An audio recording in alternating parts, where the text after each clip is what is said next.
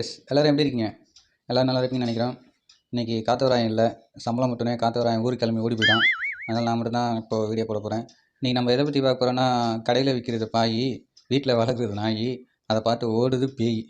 என்னடா சம்மந்தமே இல்லாமல் பேசுகிறோம் பார்க்குறீங்களா? நானும் ரம்மிங்காக பேசலான்னு தான் பார்க்குறேன், ஆனால் ஒன்றும் கூட வரமாட்டுது. சரி வாங்க டாப்பிக்கில் போகலாம். இன்றைக்கி நம்ம எதை பற்றி பார்க்க போகிறோம்னா நாயை பற்றி தான் பார்க்க போகிறோம்.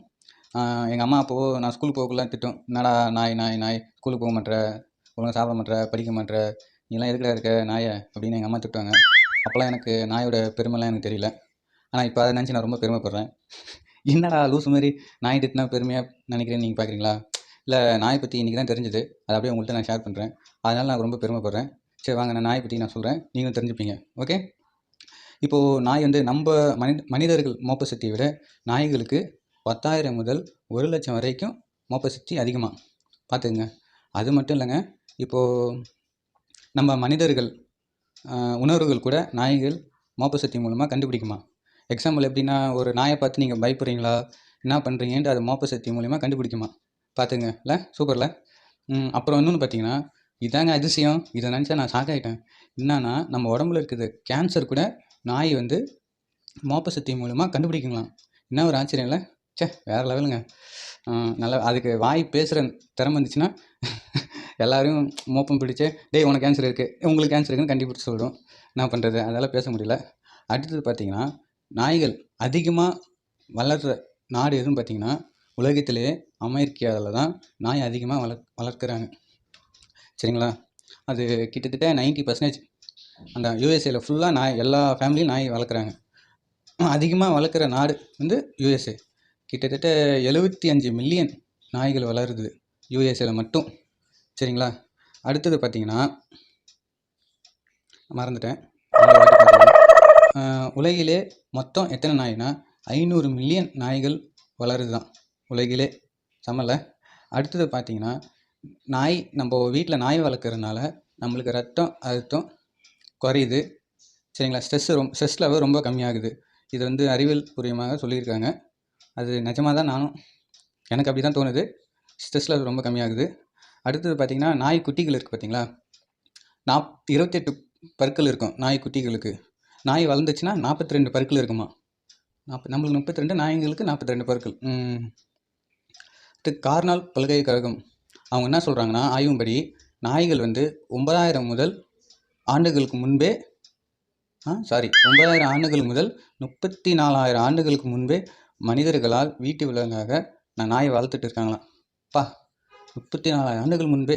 தமிழில். அடுத்தது பார்த்திங்கன்னா, ஒரு நாய் சராசரியாக 1 மணி நேரத்துக்கு 19 மைல் ஓடுமா ஒரு நாய். அப்புறம் இதை கேளுங்க, நாய் நம்ம பேசுகிறோம்ல, நம்ம பேசுகிற வார்த்தை நாய்களுக்கு 1000 வார்த்தைக்கு மேலே அதுக்கு தெரியுமா. பார்த்துங்களா, வேறு லெவல். அடுத்தது பார்த்திங்கன்னா, மாஸ்டிப் என்ற நாய் தான் உலகிலே ரொம்ப அதிக எடை கொண்ட நாயாகுமா. அந்த நாய் 200 பவுண்டு. 200 பவுண்டுனா 90.7 கிராம். 90 கிலோ அந்த நாய் எடை மட்டும்.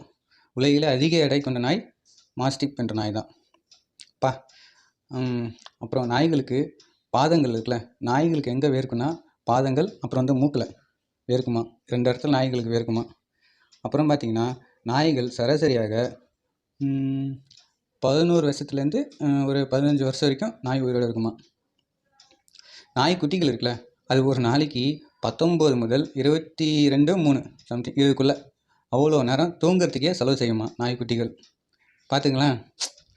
அப்புறம் சராசரியாக ஒரு நாயின் அறிவுத்திறன் வந்து நம்ம 2 வயசு குழந்தை இருக்குது பார்த்திங்களா, அதோட அறிவும் இதோட அறிவும் கொஞ்சம் சராசரியாக தான் இருக்குமா. நம்மள அப்புறம் இதாங்க ஹைலைட்டு. லைக்கா நாய் கேள்விப்பட்டீங்களா? லைக்கா என்ற நாய் தான் முதல்ல ரஷ்யா நாய் தான் அது விண்வெளிக்கு சென்றதான். பார்த்துங்க, விண்வெளிக்கு 1957 இந்த லைக்கா என்ற நாய் விண்வெளிக்கு அனுப்பிச்சாங்க. அது 6 நாள் வரைக்கும் இருந்துச்சு. அதுக்கப்புறம் ஆக்சிஜன் இல்லாதனால நாய் செத்து போச்சு. அதுக்கு அங்கே ரஷ்யாவில் சிலையை வச்சுருக்காங்க அந்த நாய்க்கு.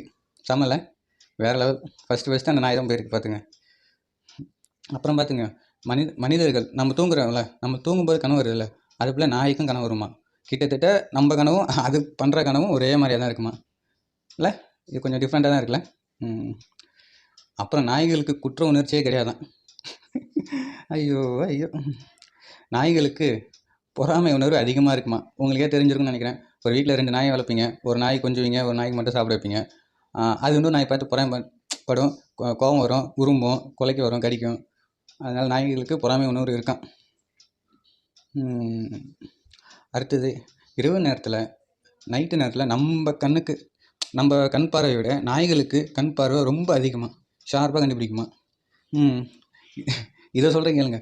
பூனையும் நாயும் நம்ம எதிரி சண்டை போடுதுன்னு நம்ம நினைக்கிறோம். ஆனால் அது எதிரி கிடையாதுங்க. 2 பேருமே நட்புங்களாம், ஃப்ரெண்ட்ஸுங்களா 2 பேருமே. இவங்க துரத்தவங்க அவங்க விளாடுவாங்களா, இவங்க துரத்தவங்க விளாடுவாங்களாம். நாயும் பூனையும் எதிரி கிடையாது, ஃப்ரெண்ட்ஸுங்களாம். செம்மலை. அடுத்தது, சலுக்கி என்ற எகிப்ட் நாயினம்தான் உலகிலே மிக பழமையான நாய்களாம் கண்டறியப்பட்டுள்ளது. சலுக்கி என்ற நாய் தான் உலகிலே பழைய நாயாக இதை கண்டுபிடிச்சி சொல்லியிருக்காங்க.